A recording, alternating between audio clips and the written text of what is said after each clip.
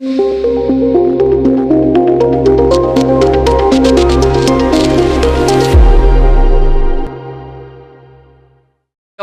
नाचायची नाही, ती डोक्यात भिनवून घेण्याची गोष्ट आहे. ती फक्त मिरवायची नाही, ती आयुष्यभर रोज गिरवायची गोष्ट आहे. एवढं जर समजलं तर तुम्ही कोणताही पैलू उचला, तुम्ही कोणत्याही अंगाने बघा, तुम्ही कोणतंही विशेषण द्या.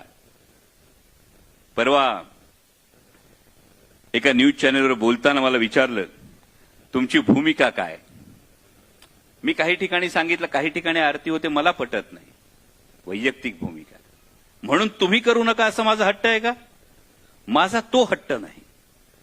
एखाद्या ठिकाणी मंदिर बांधलं जातं, मला पटतं किंवा मला पटत नाही, हा माझा वैयक्तिक गाभा आहे. पण त्याचं कारण मला ठाऊक असलं पाहिजे. कारण माझं म्हणणं हेच आहे की जगाच्या इतिहासाला पडलेलं अद्भुत कोडं आणि हिंदुस्थानच्या इतिहासाला पडलेलं सुरेख स्वप्न म्हणजे छत्रपती शिवाजी महाराज. आणि छत्रपती शिवाजी महाराज हे देव नव्हते, पण आमच्यासाठी देवाहून कमी नव्हते. मर्त्य माणसाच्या जन्माला येऊन सुद्धा ही फार महत्वाची ओळख आहे तुमच्या माझ्यासाठी. हा देवाचा अवतार जाणवत नाही, हा देवाचा अवतार वाटत नाही, हा देवाचा अवतार भासत नाही की देवाचा अवतार हा स्वर्गातून उतरला आणि थेट सिंहासनावर बसला. असं घडलं का? जर देवाचा अवतार थेट स्वर्गातून उतरला आणि सिंहासनावर बसला असं घडलं नाही, तर मग प्रेरणा काय? तर मर्त्य माणसाच्या जन्माला येऊन सुद्धा कर्तृत्वाच्या जोरावर देवत्वाला पोहोचता येतं. याचं एकमेव द्वितीय उदाहरण म्हणजे छत्रपती शिवाजी महाराज. आणि ही तुमच्या माझ्यासाठी फार महत्वाची ओळख आहे.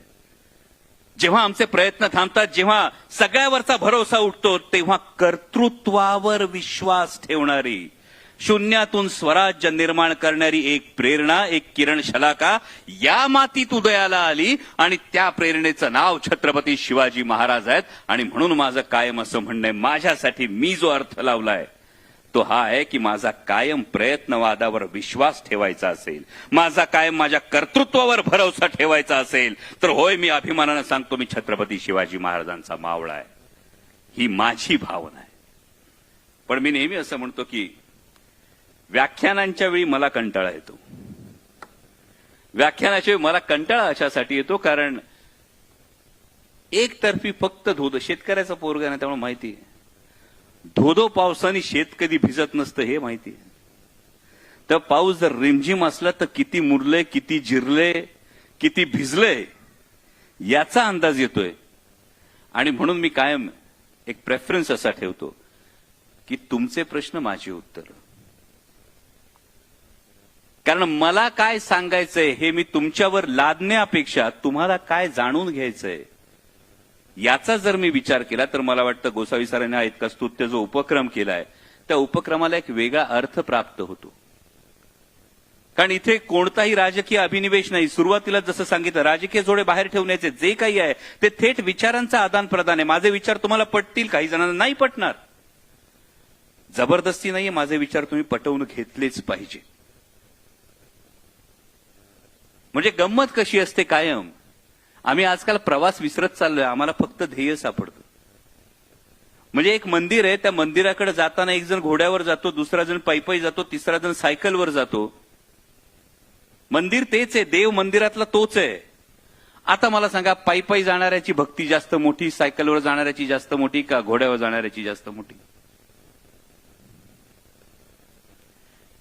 जशी देवाकडे, भगवंताकडे जाणाऱ्या भक्तीचा मार्ग वेगवेगळा असला तर भक्तीची तुलना होऊ शकत नाही. त्याच पद्धतीनं विचार, जी प्रेरणा आहे ती प्रेरणा फार मोठी आहे. त्या प्रेरणेकडे जाण्याचा प्रत्येकाचा मार्ग वेगवेगळा आहे. त्यामुळे ते एकमेकावर लादण्यापेक्षा मन मोकळा संवाद करूयात. त्यामुळे मी काय बोलायचंय आणि किती बोलायचंय तुम्ही ठरवायचं. त्या थेट विचारात जे जमतंय, ज्याचा अभ्यास आहे तेवढ्याची उत्तरं देईन. का उगा अभ्यास न केलेल्या पेपरची उत्तरं लिहित बसायची मला सवय नाही. एमबीबीएसला तसं चालत नव्हतं. चला सुरू करूया.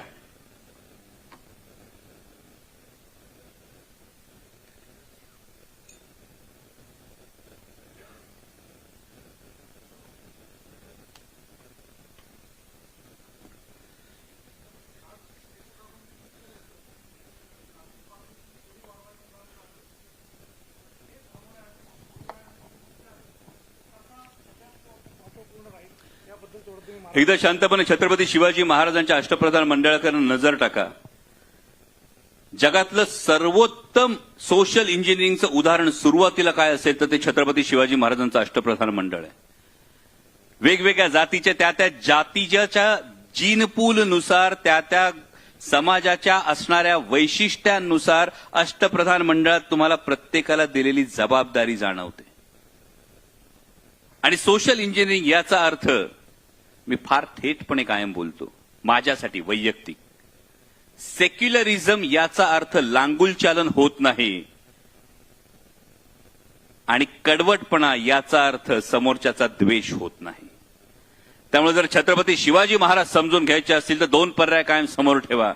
मी अमुक जातीत, अमुक धर्मात, अमुक पंथात, अमुक प्रांतात जन्माला आलो याचा न्यूनगंड किंवा अहंकार बाळगणं.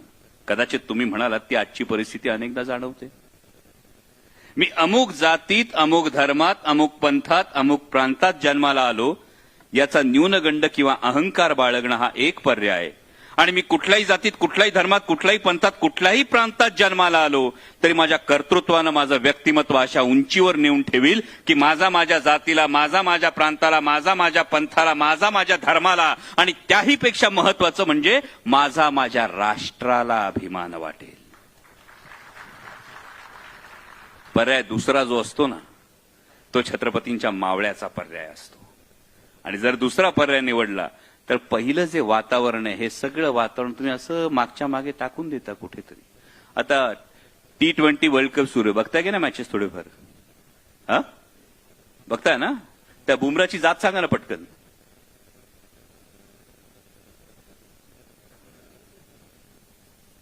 नाही माहित?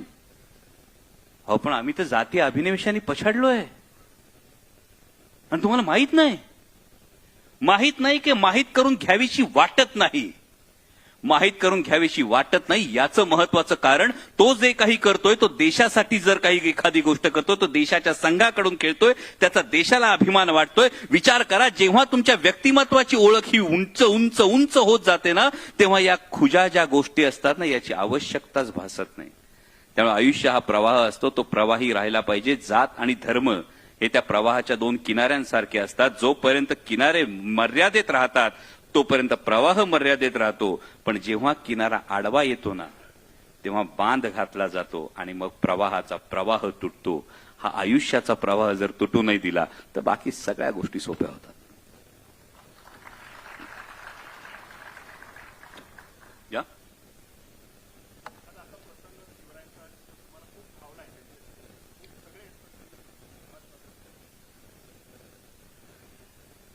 नाही अनेक प्रसंग आहेत. म्हणजे मी कायम असं म्हणतो की छत्रपती शिवाजी महाराजांच्या आयुष्यातला आपली गंमत कशी होते ना की आम्ही छत्रपती शिवाजी महाराजांचं आयुष्य किंवा छत्रपती शिवाजी महाराजांचा इतिहास हा अनेकदा केवळ त्या 7 घटनांपुरता मर्यादित करतो. या 7 घटनांपुरता जेव्हा छत्रपती शिवाजी महाराजांचा जर आम्ही संपूर्ण इतिहास मर्यादित केला तर आम्ही त्यांना केवळ त्या फॅन्टसी स्टोरीपर्यंत नेतो. म्हणजे आपण जर बारकाईनं बघितलं तर मी सुरुवातीला एक जी गोष्ट म्हटलं ना छत्रपती शिवाजी महाराजांची समाधी ही लुप्त असण्याचा काळ जर आपण बघितला तर तो जवळपास 180 वर्षाचा आहे. म्हणजे 1749च्या सुमारास छत्रपती संभाजीराजांचे पुत्र शाहू महाराज यांचं निधन झालं. 1761च्या सुमारास माझ्या माहितीप्रमाणे ताराराणींचं निधन झालं. आणि तरी हा प्रश्न निर्माण होतो या संपूर्ण काळामध्ये उल्लेख कुठेच नाही छत्रपती शिवाजी महाराजांची. त्यानंतरच्या काळामध्ये छत्रपती शिवाजी महाराजांची जयंती निर्माण झाल्याचे उल्लेख आहेत. इतिहासाचे प्राध्यापक बसले असतील इथे, इतिहासाचे विद्यार्थी बसले असतील. हा मला समाजशास्त्रीय हा प्रश्न पडतो की मग का ही प्रेरणा नव्हती, की ही प्रेरणा दाबली गेली होती, की ही प्रेरणा विसरली गेली होती, ही विस्मृतीत गेली होती. आणि मग जेव्हा 1869 मध्ये महात्मा ज्योतिराव फुले सर ती समाधी शोधतात, त्या समाधीवर फुलं वाहतात, पुढल्या वर्षी शिवजयंती ही साजरी केली जाते. हिराबागेतच सभा ठरली होती आणि माझ्या माहितीप्रमाणे चाफळकर स्वामी त्या सभेचे अध्यक्ष होते. ही हिराबागेत झालेली सभा आहे. आणि त्यानंतर महात्मा ज्योतिराव फुले हा पहिला पोवाडा लिहितात छत्रपती शिवाजी महाराजांचा. त्या पोवाड्याची जर प्रस्तावना बघितली तर या प्रस्तावनेत फार महत्वाची गोष्ट महात्मा ज्योतिराव फुलेंनी लिहिलेली आहे की ती म्हणजे सर्वसामान्यांना हा राजा कळावा, हे छत्रपती कळावेत या हेतून त्यांनी लिहिलंय. आणि मग म्हणूनच या परिप्रेक्ष्यातून जेव्हा मी शिवचरित्राकडे पाहतो तेव्हा मला छत्रपती शिवाजी महाराजांचा राज्याभिषेक ही सर्वात महत्वाची गोष्ट भासते. ती अशासाठी की ती केवळ एक राजकीय क्रांती नव्हती, ती एक फार मोठी सामाजिक क्रांती होती. यासाठी आता तुम्ही म्हणाल राजकीय क्रांती, मी सगळ्यांनी आतापर्यंत वाचलंय की राजा म्हणजे मुसलमान अशी जी समजूत होती, ही समजूत दूर व्हावी की एतद्देशीय माणूस सुद्धा राजा होऊ शकतो. विचार करा काय परिस्थिती असेल. 350 वर्ष या मातीनं राजा बघितलेला नाही. 350 वर्ष. इथं 35 वर्ष मागे काय झालं होतं तुम्हाला मला आठवत नाही. 350 वर्ष या मातीनं राजा पाहिला नव्हता. 350 वर्ष या मातीनं राजधानी पाहिली नव्हती. म्हणजे जे काही आग्र्याच्या भेटीला छत्रपती संभाजी महाराजांना म्हणजे युवराज शंभूराजांना घेऊन छत्रपती शिवाजी महाराज गेले होते, अनेकदा माझ्या मनात हा प्रश्न पडतो की महाराज नेमके शंभूराजांना का घेऊन गेले असतील. उद्याच्या राजाला राजा काय असतो, राजधानी काय असते, राज्यकारभार काय चालतो याचं बाळकडू देण्यासाठी तर घेऊन गेले नसतील. आणि मग जेव्हा ही घटना घडते तेव्हा ती राजकीय क्रांती असते, पण त्याबरोबरीनं सामाजिक क्रांती फार मोठी आहे ही लक्षात घेणं गरजेचं आहे. काल, आज आणि उद्या सुद्धा ही घटना लक्षात ठेवणं फार गरजेचं आहे. म्हणजे राजा शिवछत्रपती मालिका जेव्हा मी करत होतो तेव्हा त्या मालिकेमध्ये तो प्रसंग चित्रित करताना अजूनही म्हणजे 2000 मला वाटतं 2018 मध्ये मी ती मालिका केली होती. 2008 मध्ये ती मी मालिका केली होती. आजही तो प्रसंग तसाच्या तसा माझ्या डोळ्यांसमोर आहे. आणि तो म्हणजे छत्रपती शिवाजी महाराज राजदंड हातात घेऊन त्या सिंहासनासमोर वळतात. मला वाटतं त्यावेळेचं मालिकेचं जे काही टायटल पेज होतं तेव्हाची ती गोष्ट होती. आता ही घटना सामाजिक क्रांती का हे लक्षात घेणं गरजेचं आहे. कारण तोपर्यंतचा प्रत्येक हिंदू राजा ही राज्याभिषेकाची शपथ घेत असताना हा धर्मदंड, हा राजदंड त्यांच्या धर्मगुरूच्या हातात दिला जात होता. आणि राजा शपथ अशी घेत होते की माझा राजदंड मी माझ्या धर्मगुरूच्या हातात देतो आहे आणि जर माझ्याकडून काही अनुचित प्रकार घडला तर माझा धर्मगुरू माझ्या मस्तकावर या राजदंडाचा प्रहार करून मला पदच्युत करेल. ही शपथ होती राजाची. याचा अर्थ काय होता? सत्ता कुठली वर होती? धर्मसत्ता ही राजसत्तेच्या वर होती. राजाला पदच्युत करण्याचा अधिकार हा धर्मसत्तेच्या हातात होता. आणि छत्रपती शिवाजी महाराज सामाजिक क्रांती त्यासाठी मला वाटते की राजदंड स्वतःच्या हातात ठेवलेला आहे आणि ही प्रेरणा दिलेली आहे की धर्मसत्ता ही राजसत्तेच्या डोक्यावर नाही तर धर्मसत्ता आणि राजसत्ता एकमेकीच्या खांद्याला खांदा लावून रयतेच्या कल्याणासाठी राबत राहतील. ही सामाजिक क्रांती. आणि मला वाटतं माझ्यासाठी आज सर्वात मोठा प्रसंग शिवचरित्रातला माझ्या काळजावर कोरलेला आहे.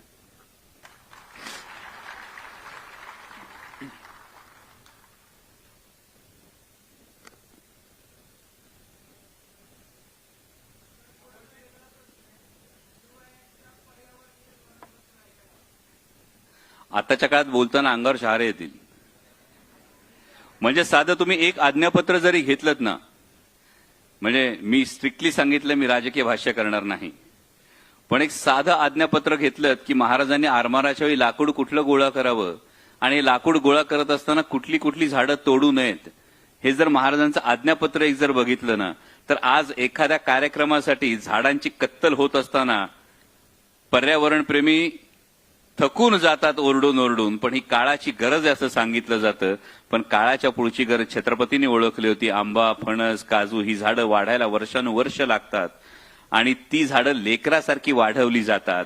त्यामुळं ही झाडं तोडू नये असे सक्त आदेश हे महाराजांनी त्यांच्या एका आज्ञापत्रात दिलेले आहेत.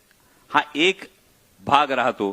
आणि या एकूण पद्धतीनं जे जगण्याशी थेट निगडीत आहे, जे युद्धाशी थेट निगडीत आहेत, या अशा अनेक गोष्टी तुम्हाला शिवचरित्रामध्ये दिसतात. पण याच्या खोलात गेलं तर हे कदाचित राजकीय विषयांतर होईल म्हणून मी टाळेल.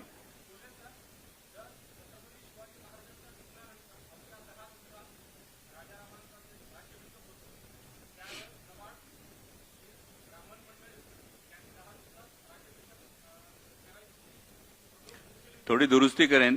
केवळ ब्राह्मण नाही, फक्त कारभारी मंडळी म्हणाला तर जास्त सोयीचं आहे.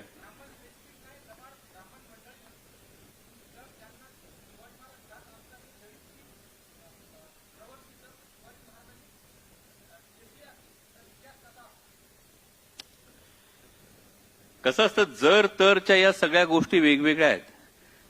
म्हणजे जर ही प्रवृत्ती वेळीच ठेचली गेली असती तर त्याच्या आधीच एक शक्यता येते, मग ही प्रवृत्तीने त्यावेळी डोकं वर काढण्याची हिंमत दाखवली असती का? बरं, दुसरी एक गोष्ट फार महत्वाची आहे. छत्रपती शिवाजी महाराजांनी संभाजी महाराजांना सांगितलेली की राजाला आपलं काळीज तलवारीच्या धारेवर ठेवून रयतेचा संसार करावा लागतो, आणि हा संसार करत असताना काही चुकतात, मागतात, त्यांनाही सांभाळून घ्यावं लागतं. त्यामुळे कदाचित महाराजांना पूर्णपणे ठाऊक नसेल अशी गोष्ट नसेल. अनेकदा असं म्हणतात, हिस्ट्री रिपीट्स इटसेल्फ. हे अनेक ठिकाणी अनेकदा आपल्याला अनुभवायला मिळतं की कदाचित ज्या कारभारी मंडळांना सत्तेच्या परिघात उभं राहून त्यांना ती सत्ता दिसली असेल, जरी त्यांना ते पद महत्वाचं नसेल, तर अशा वेळी कारभाऱ्यांच्या मनात ही किंतु परंतु ही शंका आली असेल का? दोन शक्यता आहेत. फार महत्वाची गोष्ट एक लक्षात घ्या आधी बोलताना, की इतिहास हा एका बिंदूसारखा आहे. नेमकं काय घडलं ते फक्त त्याला ठाऊक आहे. त्याच्या आजूबाजूच्या फक्त शक्यता आपल्याला वर्तवायच्या. तर त्यातली पहिली शक्यता ही येते की कदाचित त्या कारभारी मंडळींना असं वाटलं का की एक अजाणता राजा जर बसला, कारण राजाराम महाराजांचं वय तेव्हा अगदी लहान होतं, अजाणता राजा जर बसला तर कदाचित कारभाराची सूत्र पूर्णपणे आपल्या हाती येतील म्हणून त्यांनी घाई केली का? जर युवराज शंभूराजे जर छत्रपती झाले तर आपले जी आमिष आहेत, आपले जे काही मनोरथ आहेत, ही सफल होणार नाहीत म्हणून त्यांनी घाई केली का? पण तुम्ही जरी हे, आणि तिसरा तर्क हा आहे, ते स्वराज्यद्रोही होते का? तर मला तिसरा तर्क फारसा संमत होत नाही मी स्वतः यासाठी. कारण आपण ज्या जहाजात बसलोय, ज्या बोटीत बसलोय, तीच बोट बुडवावी असं अनेकांना त्यावेळी वाटलं नसेल. पण अनेकदा होतं असं की तात्कालिक स्वार्थापायी दीर्घकालीन नुकसान हे आपण कधी बघत नाही. तुम्ही जे म्हणता त्या कारभाऱ्यांचं कदाचित हेच झालं असावं. तात्कालिक स्वार्थापायी दीर्घकालीन आपलं काय नुकसान होऊ शकतं याचा त्यांनी विचार केला नाही, आणि त्यामुळे या सगळ्या गोष्टी घडल्या. परंतु हे जर महाराजांना त्याची सुरुवातीलाच कल्पना आली असती तर महाराज पॉलिटिकली किंवा स्वराज्य दृष्ट्या इतके, ज्याला आपण एक श्रूड लीडर म्हणू शकतो, तर अनेक इतिहासकार असंही मानतात की साक्षात स्वराज्य संकल्पक शहाजी महाराज साहेब जरी स्वराज्याच्या विरोधात तलवार घेऊन उभे राहिले असते तरी महाराजांनी तलवार म्यान करण्याआधी दोनदा विचार केला असता. इतके महाराज थेट स्वराज्याचं ध्येय पाळणारे होते, आणि त्यामुळे मला वाटतं ही प्रवृत्ती तेव्हा आली असती तर चित्र हे वेगळं झालं असतं.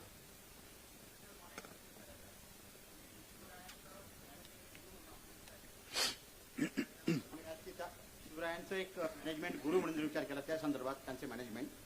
दुसरा भाग असा आहे की सर्व धर्म समभाव या अर्थानं त्यांचं ते स्किल. आणि तिसरा भाग असा की कुळवाडी भूषण, जसं महात्मा फुले त्यांना म्हटलेलं आहे, तर कुळवाडी भूषण थोडंसं फोकस केलं तर बरं राहील. मी धनंजय लोखंडे, नारायणगाव, जुन्नर.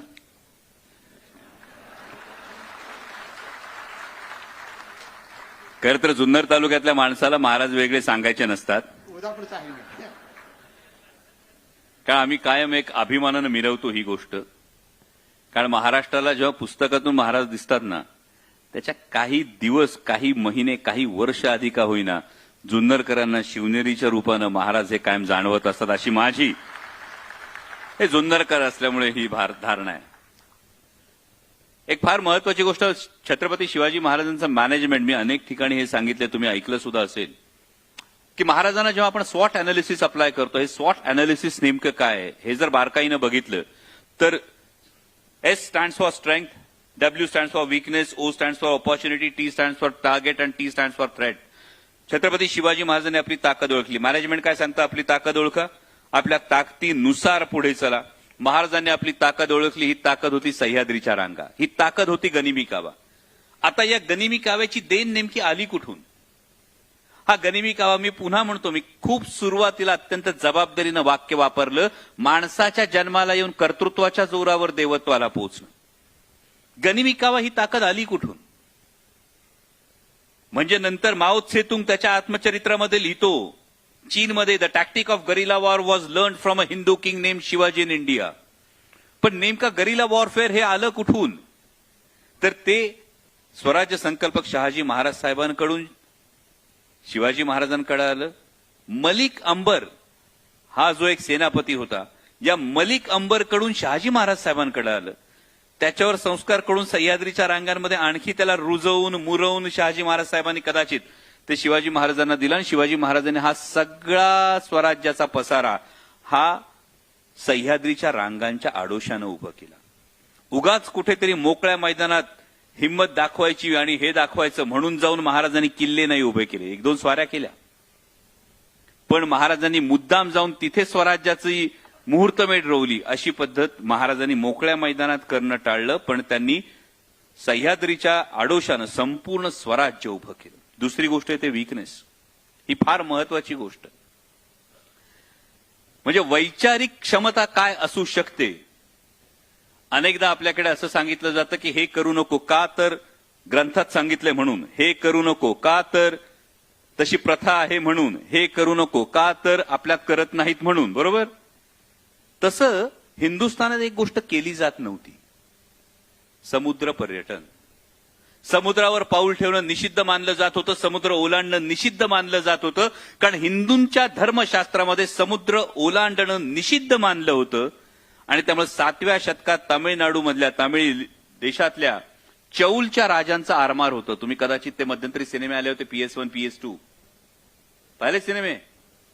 ते 7व्या शतकात आरमार होतं भावांनो. 7व्या शतकात चौलच्या राजांचा आरमार होतं आणि त्यानंतर धर्मशास्त्रात निषिद्ध आहे या एकमेव कारणास्तव एकाही हिंदू राजानं आरमार तयार केलं नाही. 1 2 3 4 10 15 नाही, पुढची 1000 वर्ष. विचार करा, एखादी रूढी, एखादी चुकीची समजूत ही राष्ट्राचं किती मोठं नुकसान करू शकते. 1000 वर्ष आरमार नाही, 1000 वर्ष राष्ट्राची सागरी बाजू ही पूर्णपणे लंगडी पडलेली आहे. आणि 1000 वर्षांनंतर हा वीकनेस छत्रपती शिवाजी महाराज ओळखतात की आमच्याकडे आरमार नाही, आम्ही समुद्रावर पाय ठेवत नाही, म्हणून अरब आले, डच आले, पोर्तुगीज आले, इंग्रज आले, मुघल आले, या सगळ्यांनी समुद्रावर सत्ता निर्माण केली. आणि मग महाराज 1000 वर्षांनंतर आरमार उभं करतात. आणि ते आरमार अशा तोडीचं उभं करतात की ते फिरंग्यांच्या तोडीस तोड आरमार महाराज उभं करतात 1000 वर्षांनंतर. मी कायम असं मानतो की महाराज इथं अस्तित्वात नसलेल्या वीकनेसला, त्या कमकुवत बाजूला ओळखून तिची एवढी मोठी ताकद तयार करतात. This stands for W for Chhatrapati Shivaji Maharaj. मग येतो O, ऑपॉर्च्युनिटी. म्हणजे अफजल खान जेव्हा चालून आला तेव्हा आम्हाला तो इतिहास फक्त एवढाच वाटतो की प्रतापगडाच्या पायथ्याची फाडला खाणं, प्रत्येकाला अभिमानास्पदच इतिहास आहे. पण नेमका अफजल खान होता कोण? अफजल खान दख्खनच्या पठारावरचा सगळ्यात नावाजलेला सेनापती होता, ज्यानं औरंग्या शहजादा असताना शहजादा औरंगजेबाला कैद करून ठेवलं होतं. इतका पराक्रमी सेनापती हा त्यावेळचा अफजल खान होता. आणि इतका पराक्रमी सेनापती तोपर्यंत स्वराज्यावर जी काही फौज चालून आली होती त्यापेक्षा कैकपट फौज घेऊन जेव्हा अफजल खान चालून येत होता तेव्हा आलेलं फार मोठं संकट होतं. या संकटाच्या वेळी अनेकांनी सल्ला देण्याचा प्रयत्न केला होता की तह करू आणि मागे हटू. तुमच्या माझ्या आयुष्यात अनेकदा येतं संकट. अनेकदा संकटाचा अफजल खान तुमच्या माझ्या समोर असतो आणि अनेकदा तुमचं माझं मन सांगतं की तह करू, 2 पावलं मागं जाऊ. महाराजांनी संकटातली संधी शोधली होती की प्रत्येक संकटाच्या पाठीवर एक संधी चालून येते. जर संकटाला हुलकावणी दिली तर संधी पण हुलकावणी देते. आणि संकटाला जर तिथंच फाडला तर संधी हातात येते. केवळ पुणे सुपे परगण्यापुरतं असलेलं स्वराज्य आणि दख्खनच्या पठारावर द्वाही फिरली. जेव्हा अफजल खान फाडला तेव्हा द्वाही फिरली की छत्रपती शिवाजी नावाचा राजा या दख्खनच्या पठारावर उदयाला आला. That is opportunity. मग तुम्ही विचार करता तो टार्गेटचा, थ्रेटचा. कारण आम्ही एक गोष्ट करत असताना आम्ही त्याच्या पर्यायी गोष्टीचा कधीच विचार करत नाही. आमच्याकडे प्लॅन B अनेकदा रेडी नसतो. अनेकदा हा प्रश्न जेव्हा आपण शिवचरित्राला विचारतो की एकीकडे रायगडासारखा अभेद्य किल्ला उभा असताना, त्या रायगडावर छत्रपती शिवाजी महाराजांचा राज्याभिषेक झालेला असताना महाराजांना दक्षिण दिग्विजय करावा असा वाटतो. महाराज दक्षिण दिग्विजय करतात आणि महाराज दक्षिण दिग्विजय करून येत असताना कधी जर तुम्ही जिंजीला गेलात तर जिंजीचा किल्ला सुद्धा आवर्जून बघा. इतक्या लांब महाराजांना दक्षिणेमध्ये जिंजीच्या ठिकाणी किल्ला का करावासा वाटतो? तर कदाचित मग इथे प्लॅन बी ऑपरेट होत होता का? की जे मी मगाशी छत्रपती संभाजी महाराजांविषयी म्हणालो की लाखोंची फौज घेऊन काबूल ते बंगाल सल्तनत असलेला औरंगजेब जेव्हा स्वराज्यावर चालून आला, हे आज ना उद्या घडणार आहे. कारण जोपर्यंत स्वराज्याचा कार्यकाळ आहे तोपर्यंत औरंगजेब अनेक वेगवेगळ्या लढ्यांमध्ये गुंतलेला आहे. आणि जशी औरंगजेबातली राजपुतानातली लढाई असेल, पंजाबची लढाई असेल, त्याचा इतर ठिकाणचा बंगालमधला जो काही असमंजस अस्वस्थतेचा काळ असेल तो संपल्यानंतर कधी ना कधी औरंगजेबासारखं सैन्य, मुघलांचं सैन्य हे पूर्णपणे स्वराज्यावर चालून येऊ शकते. ही भीती कदाचित, हा धोका कदाचित महाराजांनी ओळखला आणि महाराजांनी थेट जिंजीपर्यंतच जो प्लॅन बी आहे तो जर तुम्ही ऑपरेट केलेला पाहिला तर त्यामुळे स्वराज्य टिकलं. छत्रपती संभाजी महाराजांच्या बलिदानानंतर रायगड अवघ्या काही महिन्यात पडल्यानंतर छत्रपती राजाराम महाराजांना जिंजीच्या आश्रयानं स्वराज्य टिकवता आलं, मावळ्यांना लढता आलं. हा होतो जी थ्रेट आहे ती आधीपासून ओळखून त्यानुसार पुढे जाणं. आणि शेवटची गोष्ट राहते ती टार्गेट. पुन्हा तुमचं माझं टार्गेट जे काही असतं ते आमचं भौतिक असतं, ते आमचं जवळचं असतं. पण जेव्हा ध्येय उदात्त असतं तेव्हा नेमकं काय होतं? तर मी जे म्हणतो की 350 वर्षानंतर जगाच्या इतिहासातलं एकमेवाद्वितीय उदाहरण आहे की ज्या राजाचं नाव घेतलं की आजही आमचा ऊर अभिमानानं भरून येतो. ते नाव म्हणजे छत्रपती शिवाजी महाराज. कारण या स्वराज्यापेक्षा आकारानं मोठी असलेली अनेक राज्य उदयाला आली, अस्ताला गेली. वैभवानं मोठी असलेली अनेक राज्य उदयाला आली, अस्ताला गेली. पण स्वराज्याचं नाव घेतलं तर आजही ऊर अभिमानानं भरून येतो. याचं फार महत्वाचं कारण आहे. तरुण मित्रांनो, लक्षात ठेवा, आयुष्यातलं कुठलंही काम करताना लक्षात ठेवा या स्वराज्याला असलेलं नैतिक अधिष्ठान. ध्येय प्रत्येकाचं वेगवेगळं असू शकतं, ध्येय प्रत्येकाचं मोठंही असू शकतं, ध्येय प्रत्येकाचं व्यक्तिगत असू शकतं. पण त्या ध्येयाला जेव्हा तुम्ही नैतिक अधिष्ठान देता, जेव्हा त्याला नीतिमत्तेची जोड देता, तेव्हा जी काही चटणी भाकर खाता ती इमानाची खाता, ती सुखाची खाता. आणि हे नैतिक अधिष्ठान तुमच्या ध्येयाला हे चिरंतन बनवतं. मला वाटतं छत्रपती शिवाजी महाराजांना जेव्हा मॅनेजमेंट प्रिन्सिपल अप्लाय करतो तेव्हा या गोष्टी समोर येतात. जय शिवराय.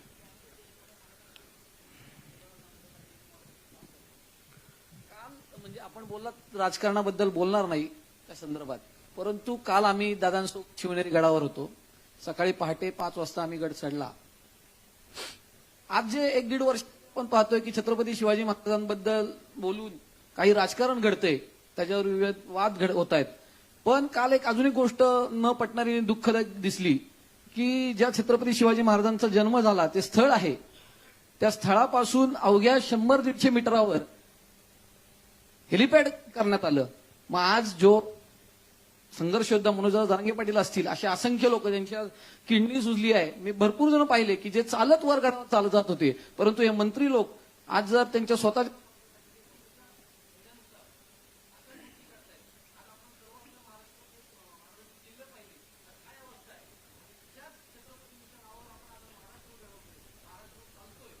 अशा घटना घडतात. आमच्यासारख्या शिवप्रेमींना आणि अशा सामाजिक विद्यार्थ्यांना किंवा कार्यकर्त्यांना खूप याचं चुकीचं, आणि त्या संदर्भात आपली भूमिका. पुन्हा याला कोणतंही राजकीय हे घेऊ नका. याला केवळ एक शुद्ध शिवभक्ताची भावना म्हणून लक्षात घ्या. तुम्ही जी भावना व्यक्त केली ही भावना केवळ आज नाही, ही भावना यापूर्वी सुद्धा काही शिवभक्तांनी व्यक्त केली आहे. आणि त्याचवेळी ज्या पदावरचे लोक तिथे येतात त्या पदावरच्या लोकांची व्यस्तता जर पाहिली, हे बघा, केवळ राजकीय टीका करायची तर मी वेगळी टीका करेन, परंतु जर ती एकूण व्यस्तता बघितली तर त्या व्यस्ततेसाठी आता हे शिवभक्त म्हणून एखादी व्यक्ती असे म्हणू शकेल की शिवनेरी चढायला 1 ते 1 तास फार तर लागतो, उतरायला काय फार तर अर्धा-पाऊण तास लागतो, त्यांनी काय फरक पडतो, एवढा वेळ पण देता येत नाही का? इतरांनी काय करावं यापेक्षा मी काय करावं हे मी ठरवलंय. तुम्हाला आजतागायत अमोल कोल्हे कधी हेलिकॉप्टरने शिवनेरीवर येताना दिसणार नाही. तो जातो तेव्हा पद असो नाही तर नसो तो चालत गडावर चढतो. तो चालत गडावर चढताना पहिल्या पायरीवर नतमस्तक होतो. इतकं कशाला, मी हे मानतो. मी तुम्हाला कालची गोष्ट सांगतो. काल मी शिवनेरी गडावर नव्हतो शिवजयंतीला. मला काहींनी प्रश्न विचारला की तुम्ही त्या भागाचे खासदार आहात, तुम्ही तिथले लोकप्रतिनिधी आहात आणि तुम्ही शिवनेरी गडावर का नाही. याचं माझं काय म्हणणं असतं की माझ्यासाठी 350 दिवस 365 दिवस शिवजयंती असते. काल मराठवाड्यातल्या 30 आत्महत्याग्रस्त शेतकऱ्यांच्या एकल विधवा महिला, त्यांच्या पत्नी यांना शिवजयंतीला मला भेटायचं होतं. त्यासाठी त्या मुंबईत मी सावित्रीबाई ज्योतिराव फुले मालिकेच्या सेटवर आल्या होत्या आणि मला असं वाटलं होतं की अभिवादन तर मी नेहमीच करतो, मनात तर कायम आदरच आहे, पण ज्या माता भगिनी, या राष्ट्रमाता जिजाऊ माँसाहेब, क्रांतिज्योती सावित्रीबाई फुले आणि पुण्यश्लोक अहिल्याबाई होळकरांचा, रमाईचा आदर्श घेऊन स्वतःचं संसार, स्वतःचं घर, स्वतःचं शेत आणि पर्यायानं स्वतःचं राष्ट्र घडवतायत, त्यांना अभिवादन केलं तर माझा मुजरा कदाचित मातृसत्ताक पद्धती राबवणाऱ्या महाराजांपर्यंत पोहोचेल, ही माझी भावना होती. त्यामुळे इतरांनी काय करावं यापेक्षा माझं म्हणणं आहे, मी काय करावं हे जर मी ठरवलं आणि हा मी आम्ही मध्ये बदलला आणि हा आम्ही आपण मध्ये बदलला, तर गोष्टी आपोआप बदलतील.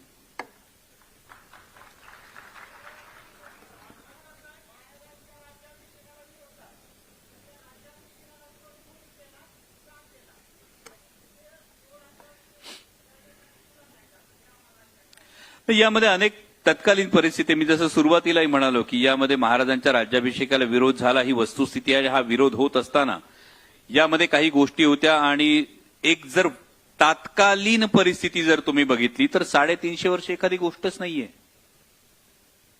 म्हणजे जर या सभागृहामध्ये जर व्याख्यान होतं हे तुम्हाला ठाऊकच नाहीये, 350 वर्ष व्याख्यान कसं असू शकतं हे जर माहितीच नसेल तर त्याविषयी अनेक प्रश्न निर्माण करायला जागा निर्माण होते. आणि मग हा नेमका अधिकार कोणाला आहे, या संदर्भात कोणी नेमके संस्कार करायचे, यामध्ये यांनी मान्यता द्यायची किंवा त्यांनी मान्यता द्यायची नाही. त्यानंतर तुम्ही अ.रा. कुलकर्णींचं अशी होती शिवशाही हे जर पुस्तक वाचलं तर तुम्हाला अ.रा. कुलकर्णींच्या अशी होती शिवशाहीमध्ये फार डिटेल या संपूर्ण इतिहासाविषयी किंवा राज्याभिषेकाच्या विरोधाविषयी हे सगळे डॉक्युमेंट्स मिळतात.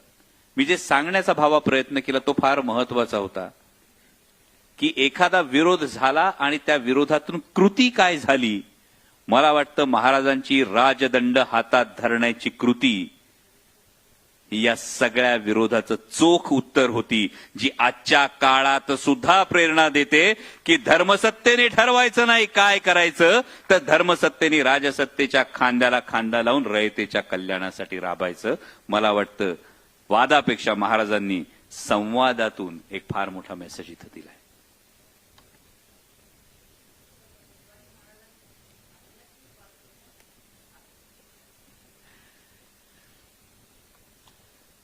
ही आध्यात्मिक बाजू नेमकी काय होती हे सांगता येत नाही.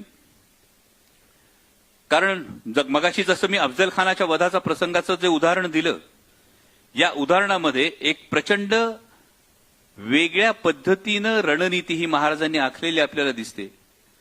म्हणजे जर तुम्ही, मी अष्टपैलू जसं म्हणतो, एका पैलूनं जर तुम्ही बघितलात तर काही जणांच्या मते, काही अभ्यासकांच्या मते अफजल खानाला फाडणं ही लांडग्याची शिकार आहे. लांडग्याची शिकार म्हणजे काय, तर रानात जेव्हा लांडगा शिकार करतो तेव्हा एका बलशाली लांडग्याला त्याच्या छातीपर्यंत पुरलं जातं आणि मग इतर लांडगे सावज ताणत ताणत ताणत त्या सावजाला त्या लांडग्याच्या टप्प्यात आणतात आणि जेव्हा ते सावज टप्प्यात येतं तेव्हा हा अर्धा पुरलेला लांडगा हा झेप घेतो आणि सावज पकडतो. ही लांडग्याची शिकार करण्याची पद्धत आहे. या पद्धतीवरून प्रेरणा घेतली असं काही अभ्यासकांचं म्हणणं आहे.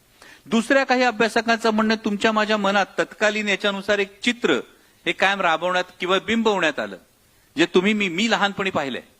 तुमच्यापैकी किती जणांनी पाहिले मला ठाऊक नाही, की महाराजांना प्रश्न पडल्यानंतर त्यांनी भवानी मातेने स्वप्नात येऊन दृष्टांत दिला आणि भवानी मातेनं महाराजांना तलवार दिली.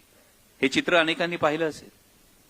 मग ही आध्यात्मिक बाजू होते का, हा प्रश्न खरं तर मला स्वतःला पडला होता. म्हणजे कलाकार म्हणून हा एक प्रवास आहे सर, इंटरेस्टिंग.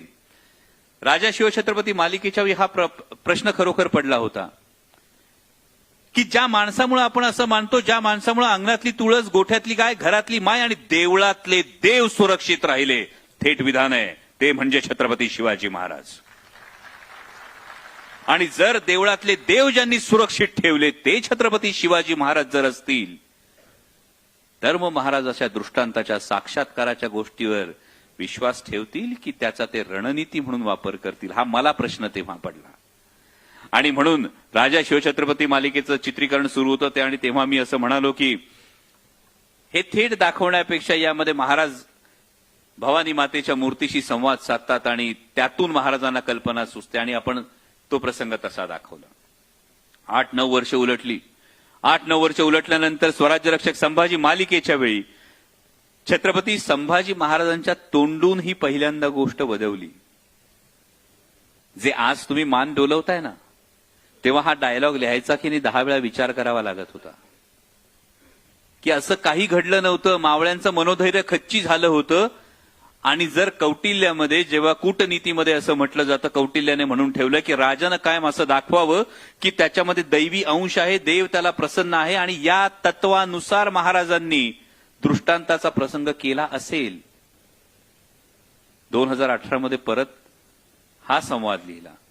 त्यानंतर 2021 मध्ये स्वराज्य जननी जिजामाता मालिकेच्या वेळी नेमकं काय घडलं असेल हे दाखवता आलं. आणि आज मी तुमच्या समोर थेट हे मांडतोय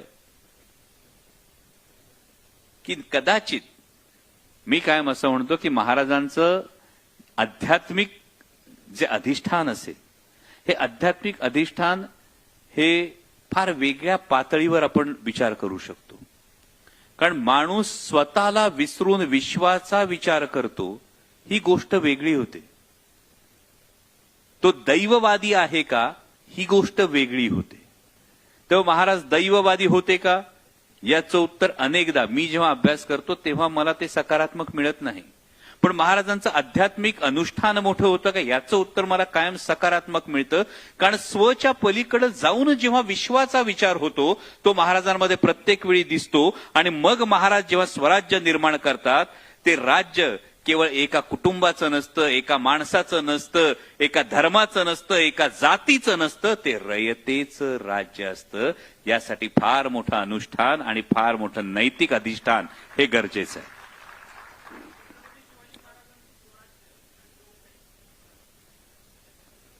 मी परवा गमतीने एक विधान केलं होतं, मी पुन्हा राजकीय अर्थ लावत नाही.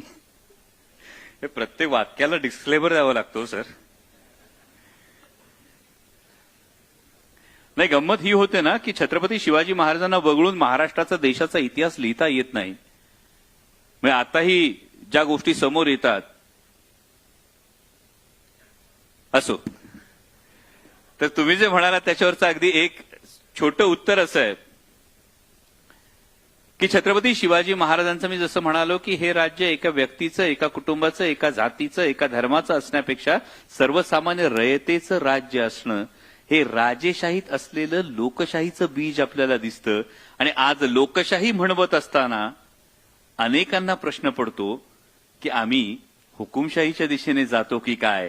हा या दोन गोष्टींमध्ये नक्की फरक आहे. हा काहींना प्रश्न पडतो, मला पडतो की नाही हे मी अजून सांगितलं नाही. शेवटचा एक प्रश्न घेऊया, थांबूया. थांब 1 मिनिट, आधी तिकडून येऊ दे, मी इकडून घेऊ.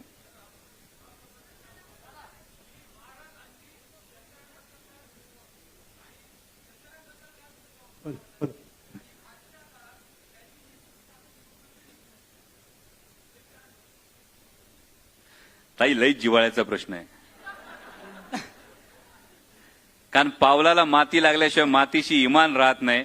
आणि त्यांनी मातीतल्या जो प्रश्न विचारलाय, 1 मिनिट भावा, तेवढं फक्त उत्तर देतो. छत्रपती शिवाजी महाराजांची एका वाक्यातली सगळ्यात महत्वाची गोष्ट जी आम्ही फक्त भाषणांमध्ये वापरतो आणि भाषणांमध्ये जी उचलतो ती गोष्ट आहे, रयतेच्या भाजीच्या देठाला धक्का लागू देऊ नका. ही जेव्हा एक गोष्ट आम्ही म्हणतो ना, त्याच्या मागे अनेक आयाम आहेत, अनेक याच्यामध्ये पॉलिसी या महाराजांच्या आहेत. म्हणजे महाराजांचं दुष्काळाच्या वेळी नेमकं शेतकऱ्यांना काय सवलत देणं होतं हे जर बारकाईने तुम्ही बघितलं, इतकंच कशाला, महाराजांची जर सैन्य भरती आपण बघितली, जर जे साधारणतः 4 महिने फक्त शेती करणार आणि 8 महिने सैन्यात भरती होणार अशी जी परिस्थिती होती ही महाराजांच्या काळात बदलली. त्यांनी पूर्ण वेळ सैन्य भरती सुरू केली. थोडक्यात शेतीवर असणाऱ्या कुटुंबांना एक परमनंट रोजगार हा महाराजांनी तयार करून दिला. महाराजांनी शेतकऱ्यांसाठी उच्च प्रतीचं बी बियाणं दिलं. जेव्हा दुष्काळ झाला, जेव्हा अवकाळी झाली, तेव्हा महाराजांनी सवलत दिली. महाराजांच्या काळी कधी शेतकऱ्यांना आंदोलनं करावी लागली नाही. शेतकऱ्याला कधी धरण्यावर बसावं लागलं नाही की अरे अवकाळी झाली, तुमच्या डोळ्यांना दिसती, दुष्काळ पडलाय, तुमच्या डोळ्यांना दिसतोय, पण तरी सुद्धा शेतकऱ्याला आजच्या काळात दिलासा मिळत नाही. हे दुर्दैव आहे. आता जेव्हा परराष्ट्र धोरण येतो, तुम्ही एक साधा विचार करा. महाराजांच्या काळामध्ये जिझिया कर लावला औरंग्याने, हिंदूंच्या यात्रेवर कर लावला, जिझिया कर. महाराजांचा तह झाला होता. महाराजांनी क्षणात तह मोडून टाकला की जर आमच्यावर तुम्ही अकारण कर लादत असाल तर आम्हाला तुमचा तह नको, असं महाराजांनी म्हटलं. आता अमेरिकेने आपल्याबरोबर ट्रेड डीलची बोलणी सुरू आहेत. 15 मार्चला खरं तर डॉक्युमेंट खरं समोर येणार आहे. त्याशिवाय त्यावर बोलणं फार तथ्य नाही. पण जे मुद्दे येतात हे मुद्दे शेतकऱ्यांना भरडणार आहेत याची भीती वाटते. म्हणजे सोयाबीन उत्पादक शेतकऱ्यांनी नेमकं काय करायचं? अमेरिकेतला सोयाबीन उत्पादक शेतकरी जीएम व्हरायटीचं वाण वापरतो. तो जर एकराला 20 क्विंटल काढत असेल तर आमचा शेतकरी एकराला 5 क्विंटल काढू शकतोय. त्याची सोयाबीन येणार, त्याचं सोया ऑइल येणार. मग आमच्या सोयाबीन उत्पादक शेतकऱ्याचं, महाराष्ट्रातला जो 65% सोयाबीन उत्पादक शेतकरी, त्यांनी काय करायचं?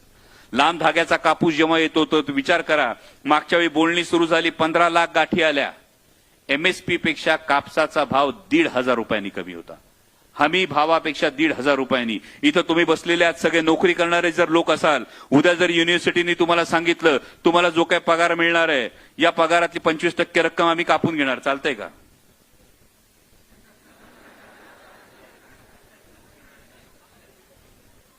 भावांनो, जेव्हा शेतकऱ्याविषयी हा प्रश्न येतो ना तेव्हा मात्र आपल्याला हसू येत नाही. तेव्हा काळजाला भेगा पडतात. याच कारण हे आहे की 9,000 मधले जेव्हा 1,500 पडतात ना, या 15 लाख गाठी आलेल्या असतात तेव्हा 1,500 कापसाचा भाव पडलेला असतो.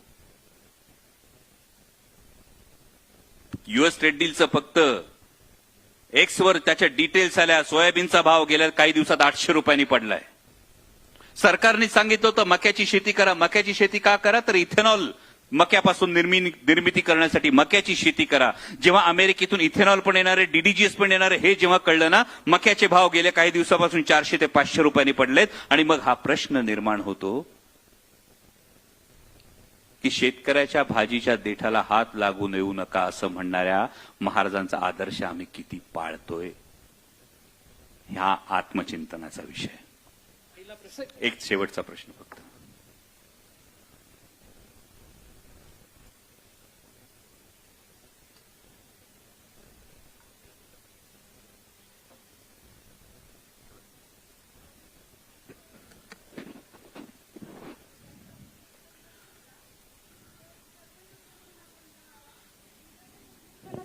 तर मग आपण स्वराज्य याला हिंदवी स्वराज्य म्हणावं की जनतेचे राज्य, याबद्दल ताई काय होतं, आपण इतिहासाकडे निरक्षर विवेक बुद्धीनं पाहत नाही. म्हणजे माझ्यासाठी हा शॉकर होता जेव्हा मी शिवप्रताप गरुडजप सिनेमाच्या चित्रीकरणासाठी गेलो होतो आणि तेव्हा मी एएसआयच्या, तुम्हाला जोडून प्रश्न विचारायचा आहे? अच्छा, नंतर विचारायचा आहे. तर मी एएसआयच्या ऑफिसमध्ये बसलो होतो तेव्हा मला माहित नसलेली एक गोष्ट त्या एएसआयच्या माणसानं असं सांगितली होती. आणि आम्ही त्या लाल किल्ल्यामध्ये, आग्र्याच्या लाल किल्ल्यामध्ये चित्रीकरण करणार होतो आणि त्या एएसआयच्या अधिकाऱ्यांना बोलता बोलता मला असं सांगितलं की उज्जैनच्या महाकाल मंदिराला जीर्णोद्धार कुठल्या तरी मोगल शासकानं, कदाचित औरंगजेबानं त्या काळात हे काहीतरी केलं होतं, असं मला अस्पष्ट काहीतरी अजूनही आठवतं.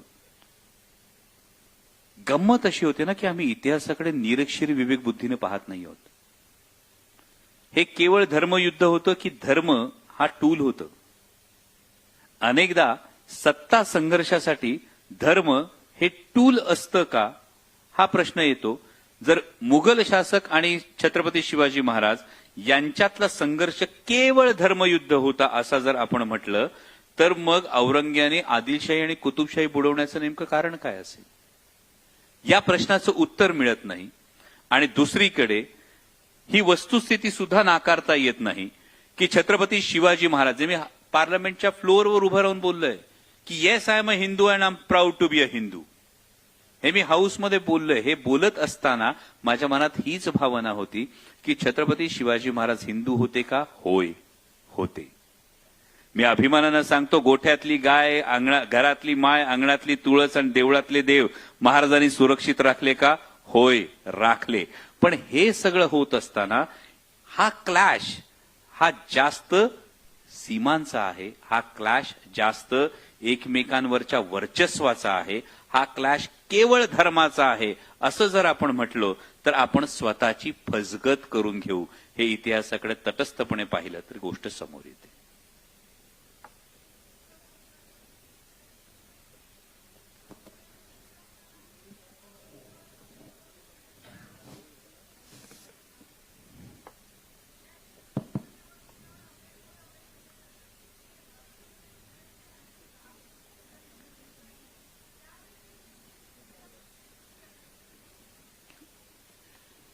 सगळ्यात इंटरेस्टिंग आहे म्हणजे हे तुमच्या प्रश्नाला मी रिलेट करू शकतो. हे अनेकदा होतं की आपल्याला जे हवं तेच मिळत नाही आणि नेमकं असं असतं की आपल्यावर खूप अपेक्षा लावलेल्या असतात, घरच्यांनी प्रेशर दिलेलं असतं आणि या सगळ्या स्टेक्स असताना सगळ्यात महत्वाची गोष्ट माझ्या वडिलांनी दिलेला एक सल्ला मी तुम्हाला सांगतो फक्त. तो असा आहे की आयुष्यात घेतलेला कुठलाच निर्णय चुकीचा नसतो ताई. फक्त भविष्यात पुढे जाऊन मागे घेतलेला निर्णय बरोबरच होता हे सिद्ध करण्याची धमक तुमच्यात असली पाहिजे.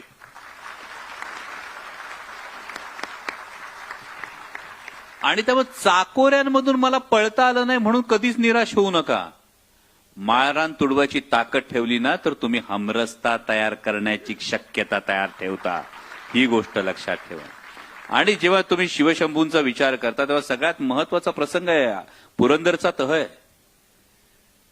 विचार करा, पुरंदरच्या तहात महाराजांनी काय गमावलं होतं, काय शिल्लक काय राहिलं होतं.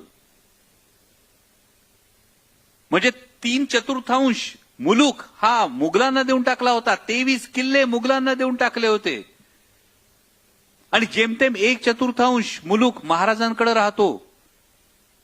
शिवाय अवघ्या 8-9 वर्षाच्या मुलाला मनसबदार म्हणून मुघलांच्या दरबारात उभं राहावं लागतं. ही सगळी परिस्थिती एकीकडं आणि छत्रपती शिवाजी महाराज आग्र्याहून सुटल्यानंतर सगळेच्या सगळे किल्ले परत घेतात. इतकंच नाही तर एकमेव राजा असा आहे ज्यांनी त्याच्या हयातीत 3दा राज्य दुप्पट केलंय.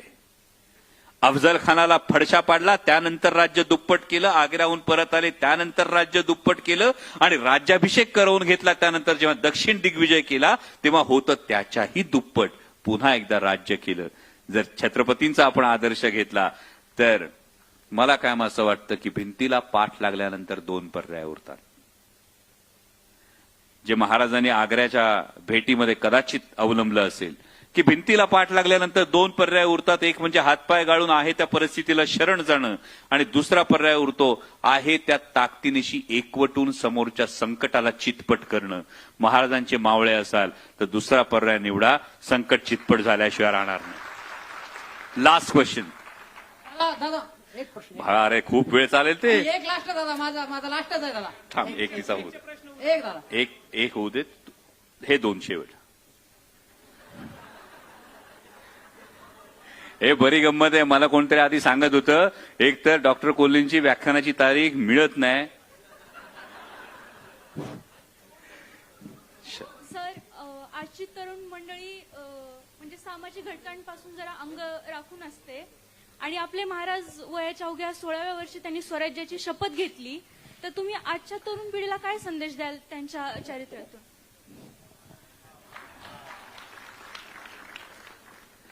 एक फार महत्वाची गोष्ट ती आहे की आजची तरुण पिढी अंग चोरते का, तर तुम्हाला मला लहानपणापासून सांगितलं तर आपल्यापुरतं बघ ना. उगा इकडे तिकडे बघायची खरंच काही गरज नाहीये. पण एवढंच सांगेन की जेव्हा तुम्ही आता धावता, तुम्ही ध्येयाच्या मागे धावणं तुमच्या प्रत्येकाचं कर्तव्य आहे. ते धावत राहिलं पाहिजे. कारण आयुष्यात तुम्ही कुठं पोचता ते पोचल्यानंतर तुमचं कोणी ऐकतं की नाही हे ठरतं. तेव्हा मगाशी घोरपडे सरांनी जेव्हा परिचय दिला, एवढा जर कदाचित परिचय नसता तर तुम्ही टाइमपास म्हणून ऐकून सोडून दिलं असतं. मला हा प्रश्न पण विचारला नसता. आणि त्यामुळे एका ध्येयापर्यंत तुम्हाला हे पोचणं हे खूप गरजेचं असतं. पण त्या ध्येयापर्यंत पोचत जात असताना याच्या पलीकडे एक गोष्ट असते. पहिला एक टप्पा असतो मी माय सेल्फ. आता मी फ्री फोकटमध्ये लाईफ कोचिंग देतो. पहिला टप्पा असतो मी माय मायसेल्फ, माझ्यासाठी काय आहे, माझं ध्येय काय आहे, माझी इमिजिएट फॅमिली काय आहे. दुसरा टप्पा असतो तो म्हणजे युअर सेल्फ, तुमच्यासाठी काय आहे, जो तुमच्या इमिजिएट सर्कलच्या थोडासा इनर सर्कल असतो त्याच्यासाठी काय आहे. आणि तिसरा टप्पा जेव्हा असतो तर तो दे देम देअर सेल्फ हा जो असतो तो जर आधीपासून ओळखून घेतला ना की आयुष्यात मी काही जरी केलं तरी एक टप्पा असा येणार आहे की माझी ओंजळ भरणार आहे आणि पोटासाठी फक्त मुठभर लागतं. जर मुठभरापेक्षा जास्त कमवायचा प्रयत्न करत राहिलो तर ओंजळीत पडलेलं सांडून मातीमोल होतं. ओंजळीत पडलेलं सांडून मातीमोल होण्याच्या आधी ओंजळ स्वतःची जरूर भरण्याची शाश्वती करून घ्या, पण सांडणारं दुसऱ्याच्या ओंजळीत टाकण्याची जर प्रवृत्ती आधीपासून ठेवली तर एक भावना जी मनात येते. म्हणून मी फार मगाशी जाणीवपूर्वक एक विधान केलं आणि ते म्हणजे नैतिक अधिष्ठान. हे नैतिक अधिष्ठान जेव्हा तुम्हाला कळतं, तरुणाईला एवढंच सांगेन, नैतिक अधिष्ठान कसं शोधायचं आणि कुठं शोधायचं.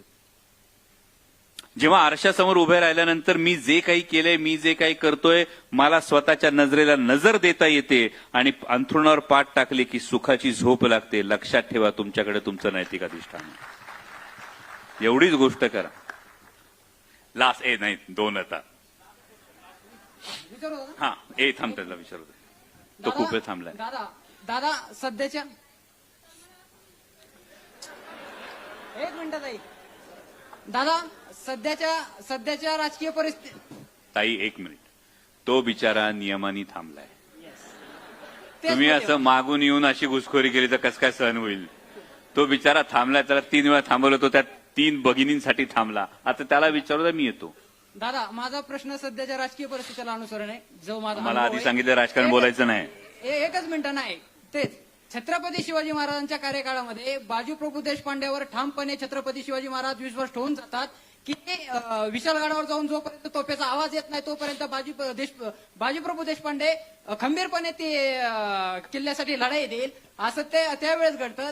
सध्याच्या मी स्वतः किंवा काही राजकारणामध्ये तर मला वाटतं आम्ही ज्या वेळेस या सध्याच्या युनिव्हर्सिटीमधले किंवा येणाऱ्या पिढ्या विद्यार्थ्यांच्या त्यांना जर राजकारणामध्ये जायचं असेल आणि राजकारणामध्ये गेल्यानंतर आपल्याला पाहिजे त्या पद्धतीचा नैतिकता असणारा नेता जर शोधायचा असेल तर सध्या परिस्थितीला असा कोणता नेता राहिला राज्याच्या राजकारणामध्ये त्याचं नाव सांगावं आपण.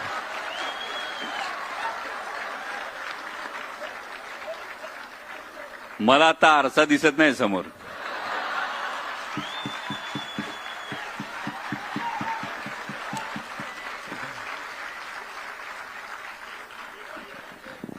भावा एकच प्रश्न विचारतो तुला. आता T20चा वर्ल्ड कप चालू आहे. मी मगाशी एक प्रश्न विचारला. समजा आता मोहम्मद शमी टीम मध्ये नाहीये, एखादा प्लेअर इंज्युअर झाला आणि सेमीफायनलला पाकिस्तान बरोबर मॅच झाली आणि मोहम्मद शमीनी पहिल्या बॉलला विकेट काढली, रडशील की टाळ्या वाजवशील?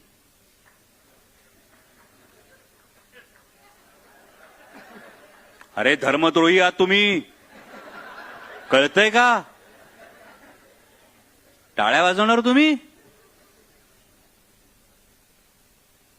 असं कुणी जर म्हणालं तर त्यांना जरूर सांगा, जर मोहम्मद शमीनी पहिल्या बॉलला विकेट काढली तर जर मी टाळ्या वाजवल्या तर मी देशप्रेमी ठरतो. माझी पहिली भावना ही राष्ट्राप्रती समर्पित होते आणि जर माझी अंतर्गत भावना, माझी मूळ भावना, माझी मूळ प्रेरणा ही जर राष्ट्र ही संकल्पना असेल तर मी ती संकल्पना उचलली पाहिजे. आणि भावा जो पण नेता तुला हे सांगेल ना, तू कुठल्याही जातीत, कुठल्याही धर्मात, कुठल्याही पंथात, कुठल्याही प्रांतात जन्माला आला तरी भावा तू आधी माणूस आहेस, तू या राष्ट्राचा नागरिक आहेस आणि हे राष्ट्र उभं करण्यासाठी मला तुझी गरज आहे. बिनधास्त त्या नेत्याच्या पावलावर चाल, काही घाव कर.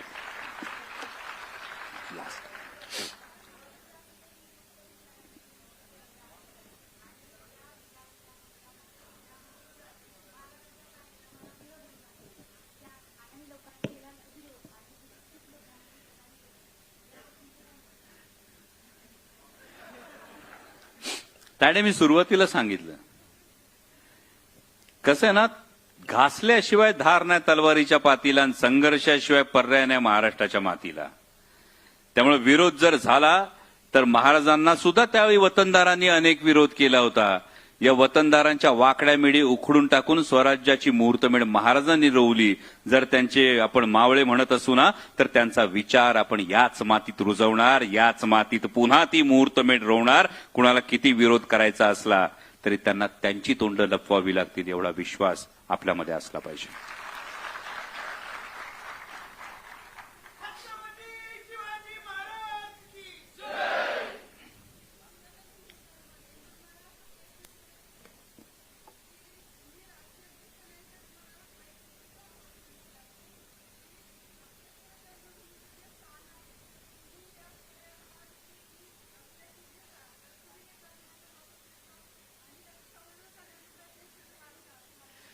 ताई 100% राष्ट्रीय संरक्षित स्मारक आहे पहिली गोष्ट. दुसरं म्हणजे युनेस्कोनं आता 12 किल्ल्यांना हा एक दर्जा दिलेला आहे, जागतिक वारशाचा दर्जा दिलेला आहे. त्यामुळे या गोष्टी नक्कीच होत राहतील. परंतु फार महत्वाची एकच गोष्ट तुम्ही मी तरुण पिढीनं लक्षात ठेवली पाहिजे की हे जे गडकोट आहेत ना, हे छत्रपती शिवाजी महाराजांच्या जाज्वल्य इतिहासाचे एकमेव साक्षीदार आहेत.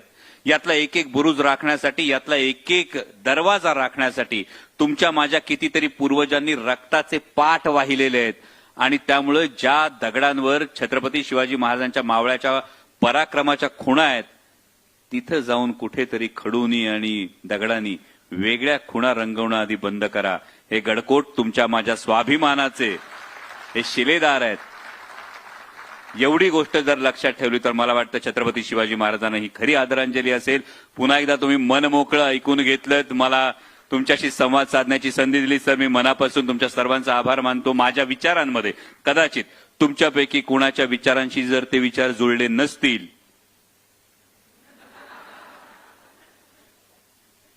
तर कदाचित मला असं वाटतं की त्यासाठी मी दिलगिरी व्यक्त करायला सुद्धा मी मागे हटणार नाही, कारण तुमच्याशी कदाचित ते विचार जुळणार नसतील. छत्रपती शिवाजी महाराज एक असीम चैतन्य आहे. जाता जाता एवढंच सांगतो, उपासनेचा मार्ग कुठलाही असेल, देवाकडे जाण्याचा मार्ग कुठलाही असेल, एक असीम चैतन्य ज्याला जेवढ्या प्रामाणिकपणे साथ घालाल तेवढ्या उत्कटतेने छत्रपती शिवाजी महाराज नावाचं चैतन्य तुम्हाला प्रतिसाद दिल्याशिवाय राहणार नाही. एवढाच एक विश्वास देतो आणि थांबतो. धन्यवाद. जय शिवराय.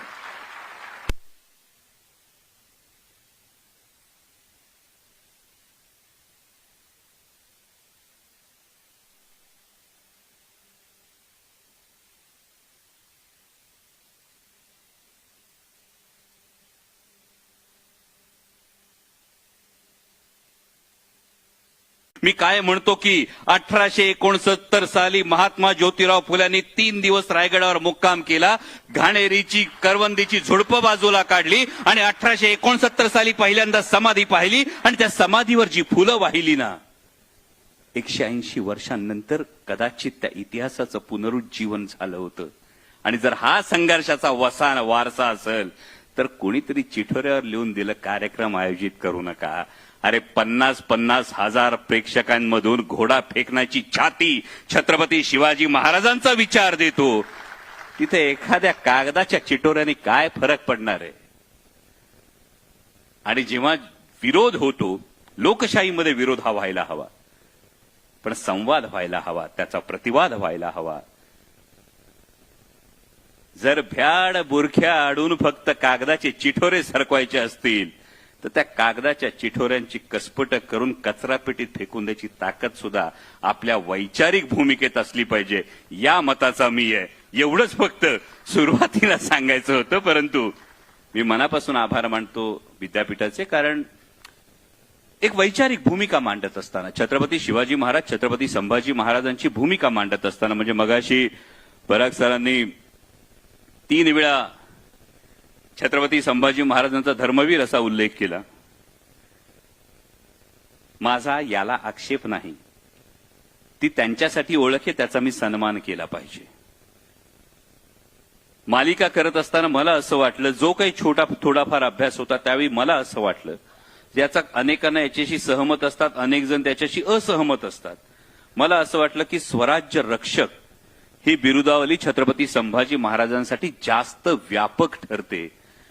कारण काबूल ते बंगाल सल्तनत असलेला औरंग्या त्याच्या लाखांच्या फौजेनिशी स्वराज्यावर चालून येतो आणि एका वेळी 5 आघाड्यांवर पंजेफाड करत असताना स्वराज्याचा एकही किल्ला 8 वर्षात छत्रपती संभाजी महाराज त्याच्या हाती लागू देत नाहीत.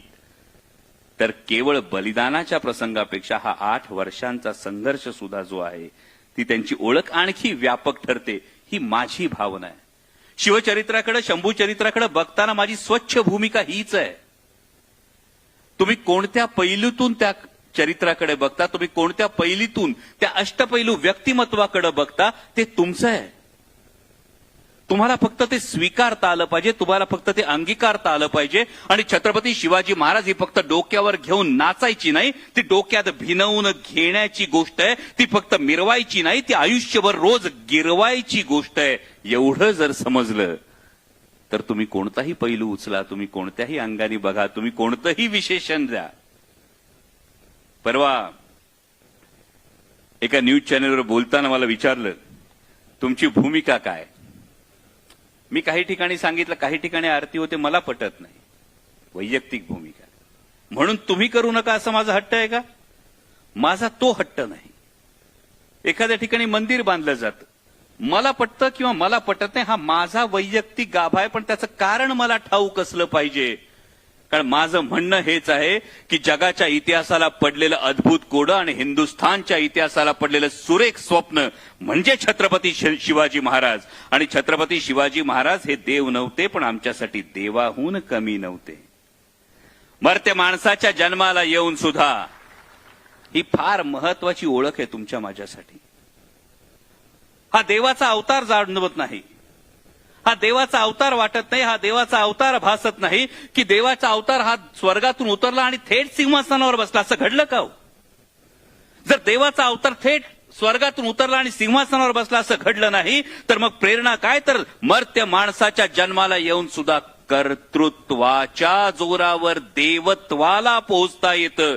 याचं एकमेव अद्वितीय उदाहरण म्हणजे छत्रपती शिवाजी महाराज. आणि ही तुमच्या माझ्यासाठी फार महत्वाची ओळख आहे.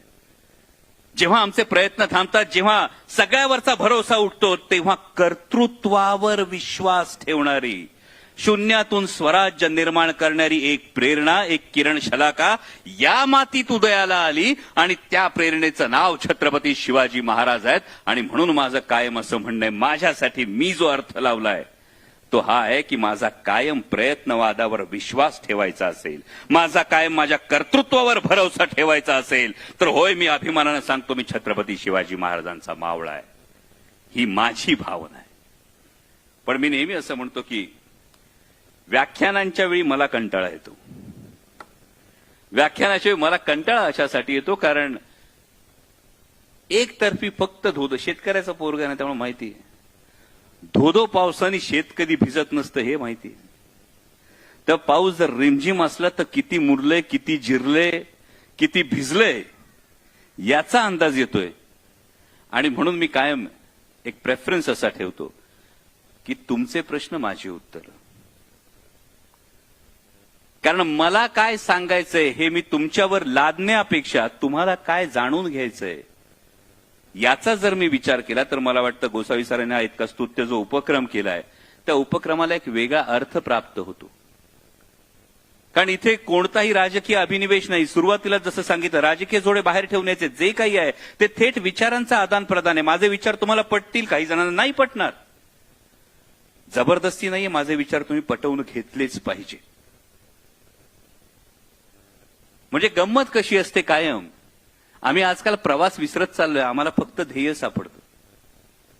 म्हणजे एक मंदिर आहे, त्या मंदिराकडे जाताना एक जण घोड्यावर जातो, दुसरा जण पायी जातो, तिसरा जण सायकलवर जातो. मंदिर तेच आहे, देव मंदिरातला तोच आहे.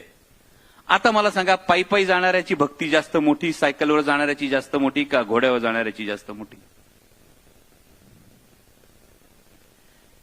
जशी देवाकडे भगवंताकडे जाणाऱ्या भक्तीचा मार्ग वेगवेगळा असला तर भक्तीची तुलना होऊ शकत नाही. त्याच पद्धतीनं विचार, जी प्रेरणा आहे ती प्रेरणा फार मोठी आहे. त्या प्रेरणेकडे जाण्याचा प्रत्येकाचा मार्ग वेगवेगळा आहे. त्यामुळे ते एकमेकावर लादण्यापेक्षा मन मोकळा संवाद करूयात. त्यामुळे मी काय बोलायचंय आणि किती बोलायचंय तुम्ही ठरवायचंय. त्या थेट विचारात जे जमतंय, ज्याचा अभ्यास आहे तेवढ्याची उत्तरं देईन का उगा अभ्यास न केलेल्या पेपरची उत्तरं लिहित बसायची मला सवय नाही. एमबीबीएसला तसं चालत नव्हतं. चला सुरू करूया.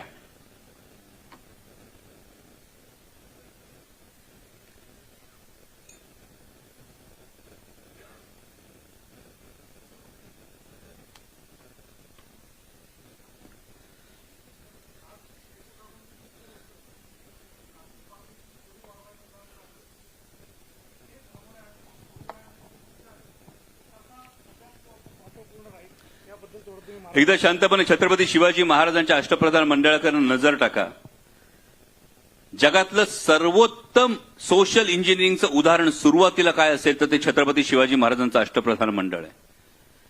वेगवेगळ्या जातीच्या त्या जातीच्या जीनपूलनुसार त्या समाजाच्या असणाऱ्या वैशिष्ट्यांनुसार अष्टप्रधान मंडळात तुम्हाला प्रत्येकाला दिलेली जबाबदारी जाणवते.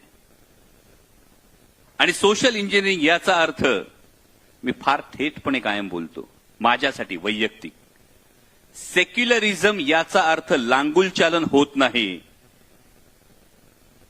आणि कडवटपणा याचा अर्थ समोरच्याचा द्वेष होत नाही. त्यामुळे जर छत्रपती शिवाजी महाराज समजून घ्यायचे असतील तर दोन पर्याय कायम समोर ठेवा. मी अमुक जातीत, अमुक धर्मात, अमुक पंथात, अमुक प्रांतात जन्माला आलो याचा न्यूनगंड किंवा अहंकार बाळगणं. कदाचित तुम्ही म्हणालात ती आजची परिस्थिती अनेकदा जाणवते. मी अमुक जातीत, अमुक धर्मात, अमुक पंथात, अमुक प्रांतात जन्माला आलो याचा न्यूनगंड किंवा अहंकार बाळगणं हा एक पर्याय आहे. आणि मी कुठल्याही जातीत, कुठल्याही धर्मात, कुठल्याही पंथात, कुठल्याही प्रांतात जन्माला आलो तरी माझ्या कर्तृत्वानं माझं व्यक्तिमत्व अशा उंचीवर नेऊन ठेवील की माझा माझ्या जातीला, माझा माझ्या प्रांताला, माझा माझ्या पंथाला, माझा माझ्या धर्माला आणि त्याहीपेक्षा महत्वाचं म्हणजे माझा माझ्या राष्ट्राला अभिमान वाटेल. पर्याय दुसरा जो असतो ना तो छत्रपतींच्या मावळ्याचा पर्याय असतो.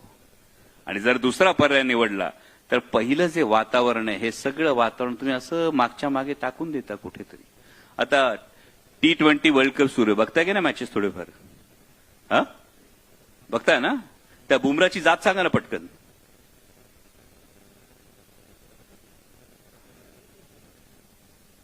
नाही माहित? हो पण आम्ही तर जाती अभिनिवेशाने पछाडलोय आणि तुम्हाला माहित नाही. माहित नाही की माहित करून घ्यावीशी वाटत नाही. माहित करून घ्यावीशी वाटत नाही याचं महत्वाचं कारण तो जे काही करतोय तो देशासाठी जर काही एखादी गोष्ट करतोय तो देशाच्या संघाकडून खेळतोय त्याचा देशाला अभिमान वाटतोय. विचार करा जेव्हा तुमच्या व्यक्तिमत्वाची ओळख ही उंच उंच उंच होत जाते ना तेव्हा या खुजा ज्या गोष्टी असतात ना याची आवश्यकताच भासत नाही. त्यामुळे आयुष्य हा प्रवाह असतो, तो प्रवाही राहिला पाहिजे. जात आणि धर्म हे त्या प्रवाहाच्या दोन किनाऱ्यांसारखे असतात. जोपर्यंत किनारे मर्यादेत राहतात तोपर्यंत प्रवाह मर्यादेत राहतो. पण जेव्हा किनारा आडवा येतो ना तेव्हा बांध घातला जातो आणि मग प्रवाहाचा प्रवाह तुटतो. हा आयुष्याचा प्रवाह जर तुटू नाही दिला तर बाकी सगळ्या गोष्टी सोप्या होतात. या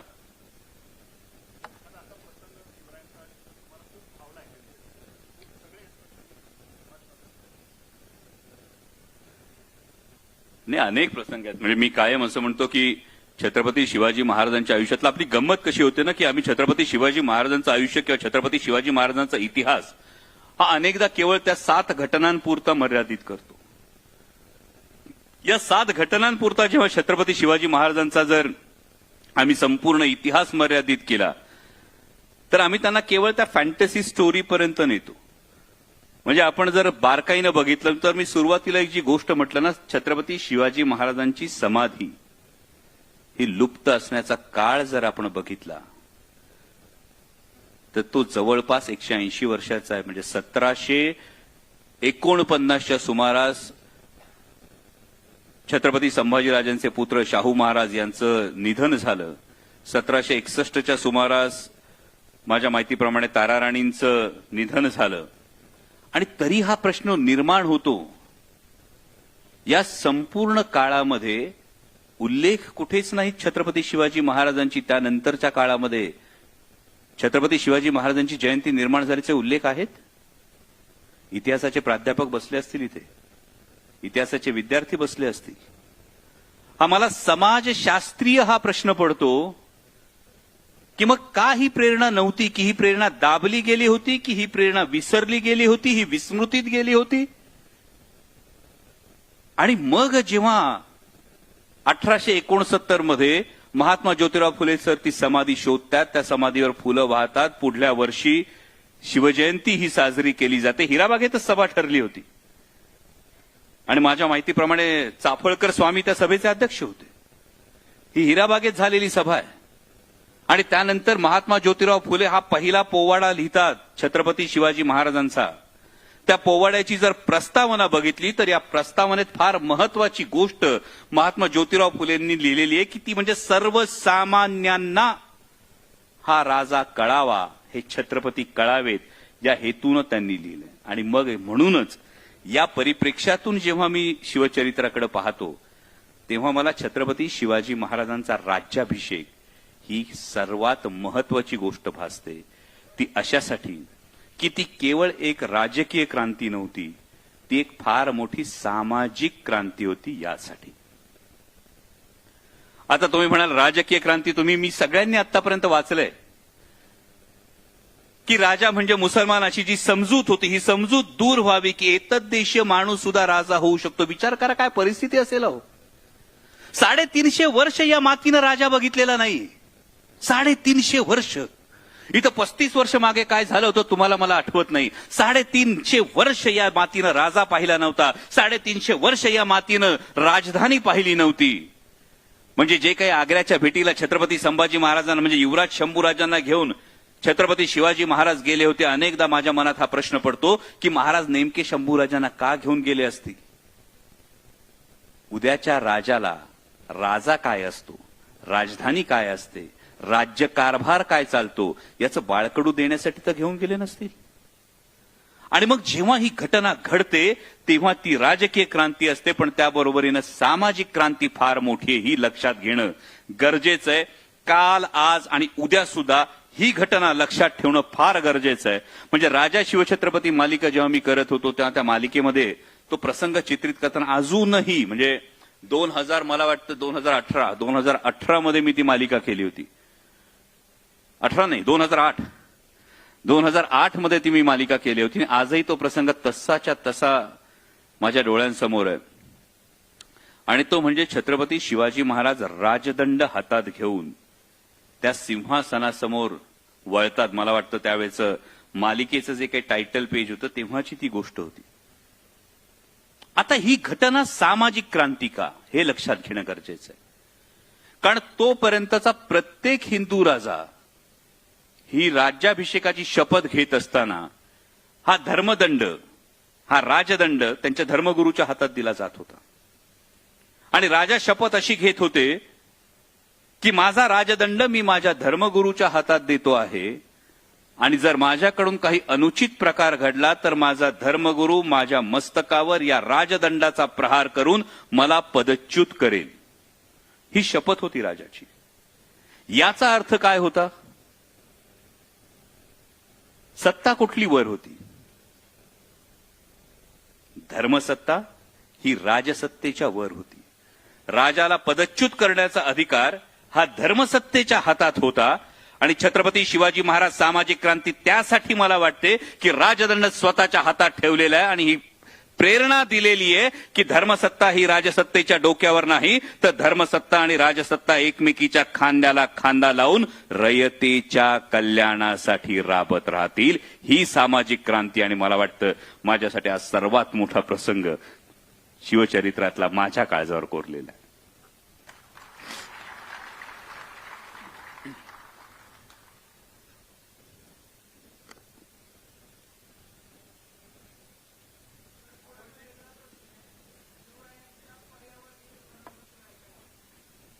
आताच्या काळात बोलताना अंगावर शहारे येतील.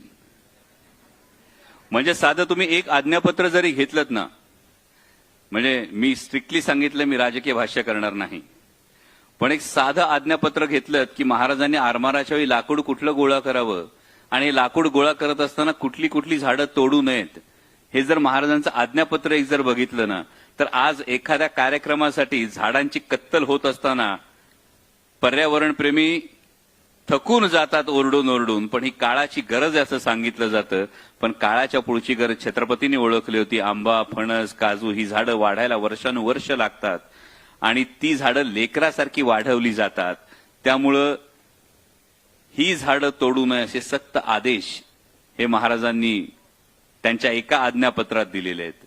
हा एक भाग राहतो आणि या एकूण पद्धतीनं जे जगण्याशी थेट निगडीत आहे, जे युद्धाशी थेट निगडीत आहेत, या अशा अनेक गोष्टी तुम्हाला शिवचरित्रामध्ये दिसतात. पण याच्या खोलात गेलं तर हे कदाचित राजकीय विषयांतर होईल, म्हणून मी टाळेल.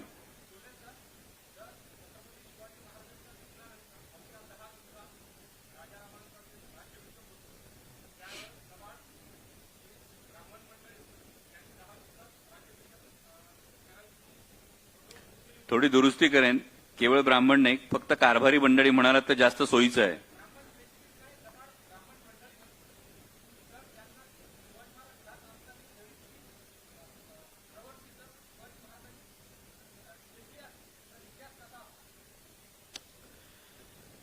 कसं असतं, जर तरच्या या सगळ्या गोष्टी वेगवेगळ्या आहेत. म्हणजे जर ही प्रवृत्ती वेळीच ठेचली गेली असती तर त्याच्या आधीच एक शक्यता येते, मग ही प्रवृत्तीने त्यावेळी डोकं वर काढण्याची हिंमत दाखवली असती का? बरं, दुसरी एक गोष्ट फार महत्वाची आहे. छत्रपती शिवाजी महाराजांनी संभाजी महाराजांना सांगितलेली की राजाला आपलं काळीज तलवारीच्या धारेवर ठेवून रयतेचा संसार करावा लागतो आणि हा संसार करत असताना काही चुकतात, मागतात, त्यांनाही सांभाळून घ्यावं लागतं. त्यामुळे कदाचित महाराजांना पूर्णपणे ठाऊक नसेल अशी गोष्ट नसेल. अनेकदा असं म्हणतात, हिस्ट्री रिपीट्स इटसेल्फ, हे अनेक ठिकाणी अनेकदा आपल्याला अनुभवायला मिळतं की कदाचित ज्या कारभारी मंडळांना सत्तेच्या परिघात उभं राहून त्यांना ती सत्ता दिसली असेल, जरी त्यांना ते पद महत्वाचं नसेल, तर अशा वेळी कारभाऱ्यांच्या मनात ही किंतु परंतु ही शंका आली असेल का? दोन शक्यता आहेत. फार महत्वाची गोष्ट एक लक्षात घ्या आधी बोलताना, की इतिहास हा एका बिंदूसारखा आहे. नेमकं काय घडलं ते फक्त त्याला ठाऊक आहे. त्याच्या आजूबाजूच्या फक्त शक्यता आपल्याला वर्तवायच्या. तर त्यातली पहिली शक्यता ही येते की कदाचित त्या कारभारी मंडळींना असं वाटलं का की एक अजाणता राजा जर बसला, कारण राजाराम महाराजांचं वय तेव्हा अगदी लहान होतं, अजाणता राजा जर बसला तर कदाचित कारभाराची सूत्र पूर्णपणे आपल्या हाती येतील म्हणून त्यांनी घाई केली का? जर युवराज शंभूराजे जर छत्रपती झाले तर आपले जी आमिष आहेत, आपले जे काही मनोरथ आहेत, ही सफल होणार नाहीत म्हणून त्यांनी घाई केली का? पण तुम्ही जरी हे, आणि तिसरा तर्क हा आहे, ते स्वराज्यद्रोही होते का? तर मला तिसरा तर्क फारसा संमत होत नाही मी स्वतः यासाठी. कारण आपण ज्या जहाजात बसलोय, ज्या बोटीत बसलोय, तीच बोट बुडवावी असं अनेकांना त्यावेळी वाटलं नसेल. पण अनेकदा होतं असं की तात्कालिक स्वार्थापायी दीर्घकालीन नुकसान हे आपण कधी बघत नाहीत.